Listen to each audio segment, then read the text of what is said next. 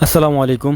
আজকের ভিডিওর মতো এরকম ভিডিও ভবিষ্যতে আমার জন্য আর কখনো করতে না হয়, কারণ এমন একটি ঘটনা আমাদের সামনে আজকে ঘটছে যেটা আসলে খুবই হৃদয় বিদারক।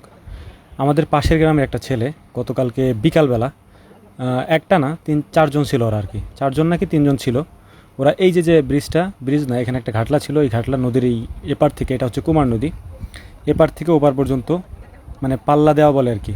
বাজি ধরে ওরা স্পিড বাজি ধরছিল যে বাজি ধরে পার হইতে হবে আর কি, পার হইতে পারলে যে পার হইতে পারবে তাকে স্পিড দেওয়া হবে আর কি। তো যাই হোক, সবাই সাঁতার কেটে এপার ওপার পার হয়েছে, কিন্তু পার হয়ে যখন ছেলেটা ওপার থেকে এপার আসতেছিল তখন ছেলেটা আর ফিরতে পারে নাই, উঠতে পারে নাই।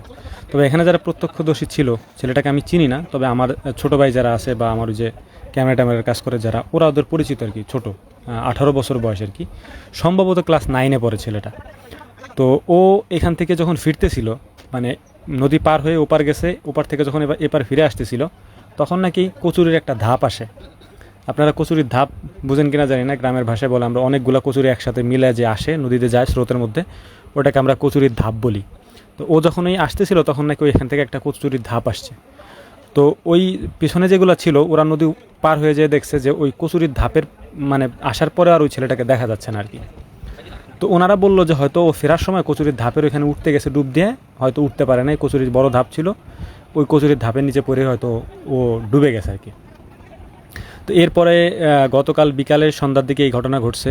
ঘটনা ঘটার পরে এখানে আর কোনো মানে তখন খোঁজাখুঁজি করা হয়েছে অনেক, কিন্তু ফায়ার সার্ভিসের লোকজন তখন আসে নাই।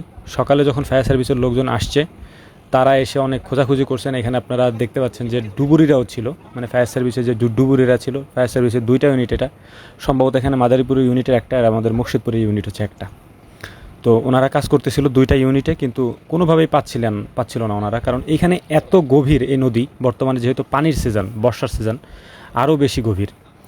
তো এখানে একটা কথা বলে রাখা ভালো, ছেলেটা কিন্তু ছোট না, যথেষ্ট বড়, 18 বছর, প্রায় ক্লাস 10-এ পড়ে আর কি, 10-এ নাকি 9-এ যেন পড়ে।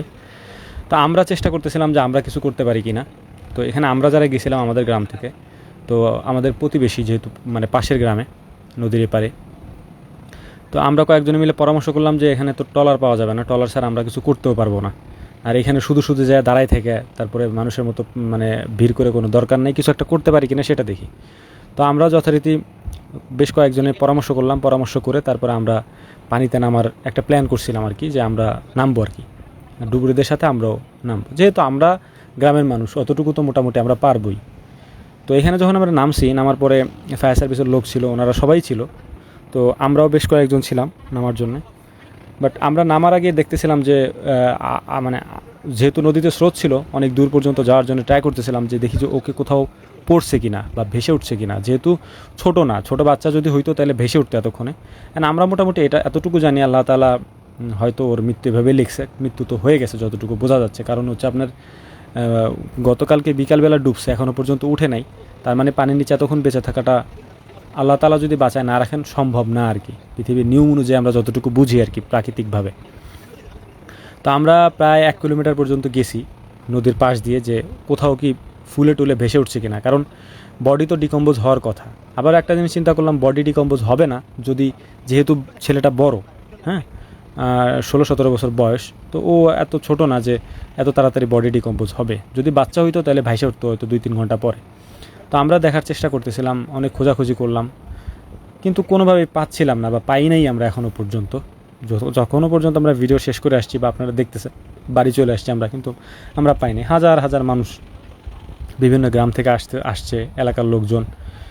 এই ঘাট থেকে মূলত হচ্ছে ছেলেটা দৌড় দিছিল, ওদের বাসা এখানে, এখান থেকে ওপার গেছিলো নদীর ওপারে, কিন্তু আসার সময় আর ফিরে আসতে পারে নাই।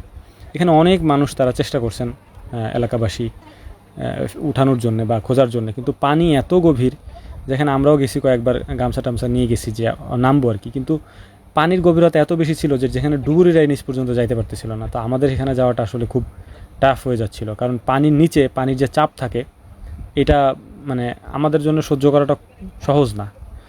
তারপরেও আমাদের কয়েকজন ছিল যারা নামছিল পানিতে, তো বললো যে ভাই আসলে সম্ভব না এত নিচে যাওয়া। আর এখানে অনেক জায়গায় কাঠা দেওয়া ছিল, আমাদের এদিকে কাঠা বলে মাছ ঘের জন্যে, এই ঘেরগুলো সব ফেলাই দেওয়া হয়েছে, মানে কচুরিগুলো ছাড়াই দেওয়া হয়েছে, কিন্তু কোনোভাবেই ছেলেটাকে আর পাওয়া যায় নাই, আমরা এখনও পর্যন্ত পাইনি আর কি।